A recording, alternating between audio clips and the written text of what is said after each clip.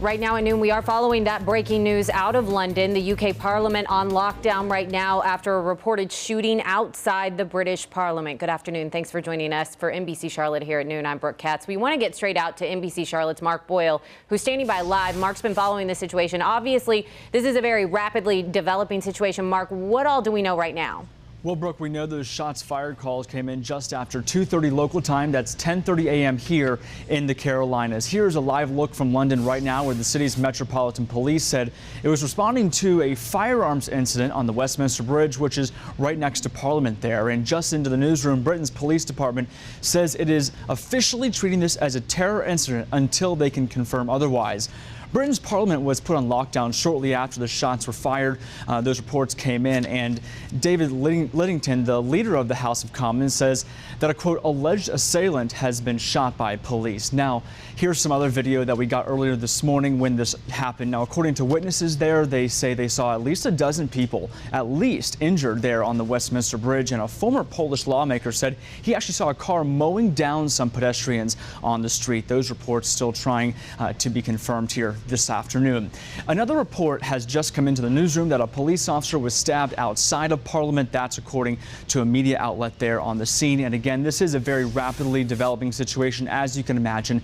We will keep you updated on air and online. Much more for you later today on NBC Charlotte. For now, reporting live, I'm Mark Boyle. Now back to you. Yeah, situation here we continue to monitor very closely. Mark, thank you.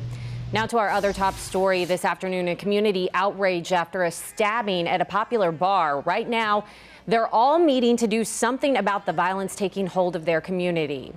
Now, as we speak, police, community leaders, and the owners of Red at 28th all meeting to figure out some sort of solution for the recent rash of crime that spread through Northeast Charlotte. NBC Charlotte's Tanya Mendez joins us now with more on that meeting.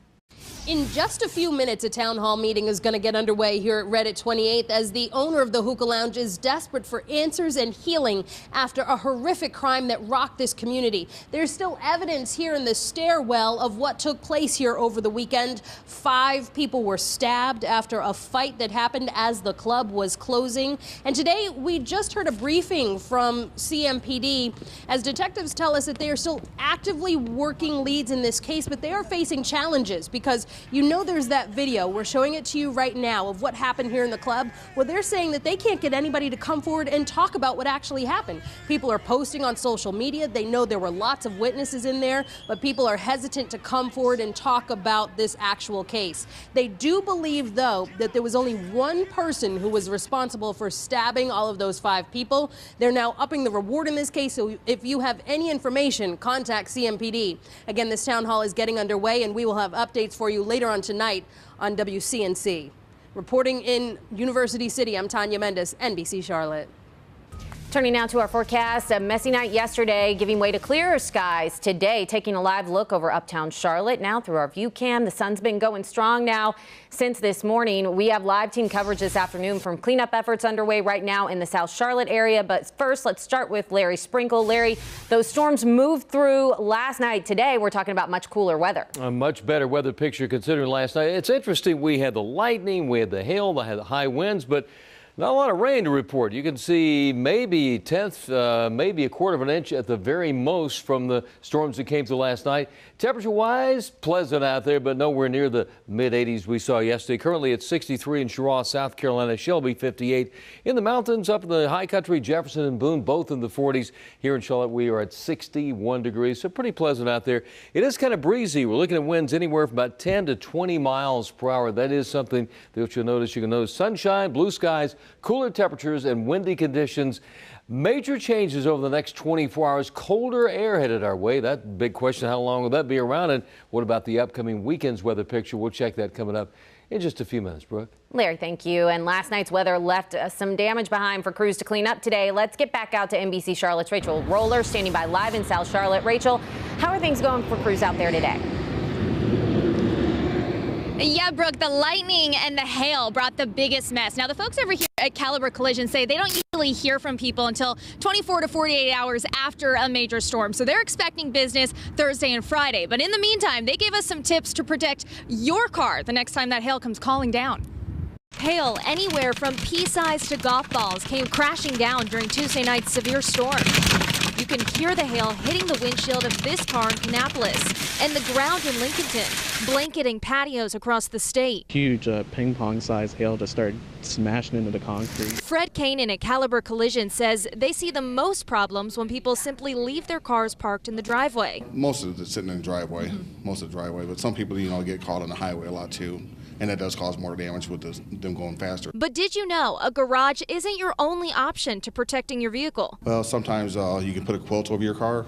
That'll save it. Take the absorption on there for you. Consider adding a quilt or a thick blanket to your emergency kit to prevent dishing out thousands of dollars the next time this makes an uninvited visit to the Carolinas.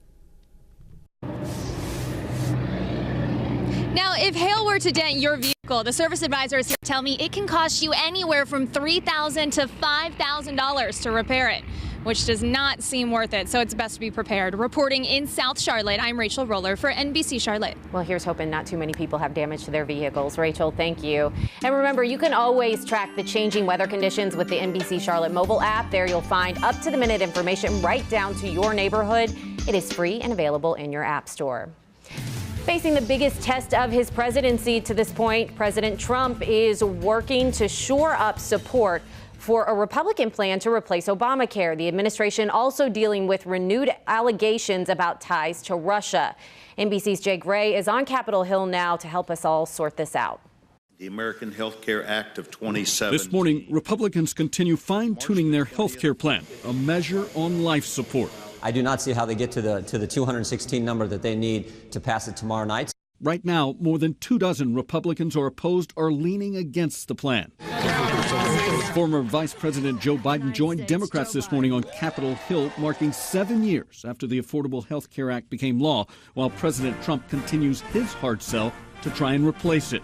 It really is a crucial vote for the Republican Party and for the people of our country. It is the biggest challenge the president has faced in his first 2 months and comes as new information is revealed about possible ties between the Russian government and Mr. Trump's inner circle. An Associated Press report released today alleges former Trump campaign manager Paul Manafort worked with a Russian billionaire more than 10 years ago to promote the agenda of Russian President Vladimir Putin and help expand Russia's global influence. The White House, distancing itself from the controversy, says it would be inappropriate for us to comment on someone who is not a White House employee. Desperate for a win, the administration is celebrating Supreme Court nominee Neil Gorsuch's performance during his confirmation hearing. I can't promise you how I'd rule in a particular case. Questions continue today. Jay Gray, NBC News, Washington. We agree on. A bill advancing through the South Carolina State House right now would make it easier for you to carry a gun. The constitutional carry legislation allows anyone over 21 to own a gun with no training, no exam, no permit. The bill passed a House panel with no discussion and no opposition, but gun shop owners we talked to say they'd feel much safer knowing people were taught a thing or two before they were locked and loaded.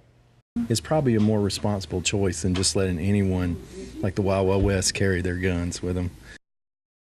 Under the proposed bill, businesses would still have the right to keep people with guns from entering their establishments. Other places already protected, like schools, would also be able to ban weapons. Today, yet another attempt to repeal North Carolina's House Bill 2. This as we reach the anniversary of the controversial law tomorrow. NBC Charlotte's Richard Devane is near Uptown with more on this latest effort to roll back the legislation by Mecklenburg County State Senator and Queen City mayoral candidate Joel Ford. The man that wants to be Charlotte's next mayor says he has a plan, a bill that would repeal House Bill 2, which has cost the state millions in revenue and lost jobs. Democrat state senator and candidate for Charlotte Mayor Joel Ford has introduced legislation to repeal House Bill 2. We spoke with him on the phone in his office in Raleigh just moments after he had a conversation with Governor Roy Cooper. Well, we shared a good conversation about a number of different initiatives to try and repeal House Bill 2. And Senate Bill 332, which I filed yesterday, is one of those options that he would like to support. Senate Bill 332 would repeal the controversial so-called bathroom bill. It would also establish a 30-day cooling-off period after this session of the General Assembly ends, which is similar to the bill that Senator Phil Berger filed back in December. That bill failed. So why would this one pass? I was a part of a group of Democrats that did not support this bill in December. The desire and the hope was to get clean repeal.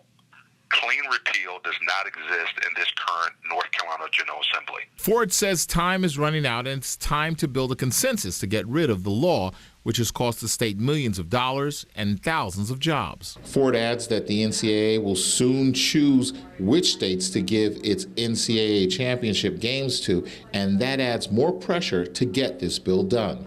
We're in Charlotte. Richard Devane, NBC Charlotte. CMS leaders have reportedly pulled a book about a transgender girl from 4 elementary schools. The Charlotte Observer reporting that the district is replacing Jacob's new dress with another story. Now, the book, which is about a boy who likes to dress as a girl, was used as an anti-bullying program. CMS allegedly decided to replace it because of criticism from state lawmakers. Teachers will now reportedly use a book about a crayon that looks red but sees himself as blue. Right now, police in Cotswold are looking for the person who shot and killed a man late last night. This happened on North Wendover Road near Monroe Road. Details we know the victim is 30-year-old Carson David Christian Jr. Now, so far, police have not made any arrests in this case. We're making calls to find out some more information. We'll keep you updated as soon as there are new developments. 2 business owners facing charges accused of selling drugs through their store. Mandy Smith and Ascari Johnson own the J&M Discount Variety Store in Lincolnton. Their employee, Kenan Anzalone, was also arrested. And police say they have found 1.5 pounds of marijuana along with oxycodone pills and guns inside the store on Highway 27. We're told the owners and employee were selling the drugs during operating hours. Police arrested all 3 yesterday. Coming up, a group of North Carolina students heading to Africa for a life-changing trip. Who they're going with to try and make a difference in the world. And a new technology aims to stop high-speed chases. How officers are using darts to do it. But before we go to break, we do want to give you an update on that breaking news we told you about at the very start of this newscast. 2 separate incidents going on right now in London. Britain's parliament on lockdown after a reported shooting outside the building. This is a live look from one of those scenes. London's police department has confirmed it was dealing with a firearms incident, and the leader of the House of Commons says that someone believed to be an assailant had been shot by police. Now, Britain's police department has said it's treating this as a terror attack right now. Not far from there, the live pictures you see here, these are on the Westminster Bridge. Witnesses say at least a dozen people were injured after seeing a car, quote, mowing down pedestrians. Now, there's no word yet on if these 2 incidents are connected. We're still working to confirm any number of casualties and injuries. We're following new developments very closely. We'll be right back.